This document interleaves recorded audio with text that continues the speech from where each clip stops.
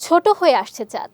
গত কয়েকশো কোটি বছরে অন্তত 50 মিটার কমেছে চাঁদের ব্যাসার্ধ। চাঁদের পৃষ্ঠের বিভিন্ন ছবি বিশ্লেষণ করে এ তথ্য জানিয়েছেন বিজ্ঞানীরা। চাঁদের এই সংকোচনের ফলে কি প্রভাব পড়বে পৃথিবীতে, বিস্তারিত থাকছে ডেস্ক রিপোর্টে।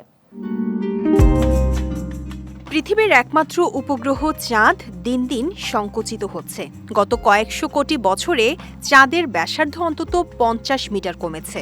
চাঁদের পৃষ্ঠের থ্রাস্ট ফল্টের ছবি বিশ্লেষণ করে এ তথ্য জানিয়েছেন বিজ্ঞানীরা। থ্রাস্ট ফল্ট হল চাঁদের ভূত্বকের একটি অংশ অপর অংশের উপরে উঠে যাওয়া। গবেষকরা বলছেন, ভূমিকম্পের কারণে তৈরি চাঁদের অগভীর কিছু ভূমিকম্প কেন্দ্র এসব থ্রাস্ট ফল্টের সঙ্গে যুক্ত হতে পারে।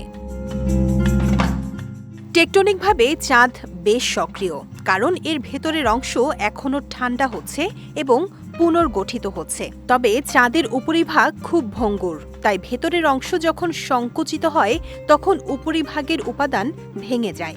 এতে সামগ্রিকভাবে আয়তন কিছুটা কমে যায়। পাশাপাশি পৃথিবীর আকর্ষণের কারণে চাঁদে ভূমিকম্প বেশি হয়।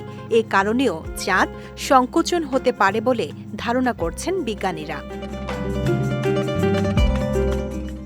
বর্তমানে চাঁদের এমন আচরণে মানুষের চিন্তার কিছু নেই, কারণ এই সংকোচনের হার অত্যন্ত কম।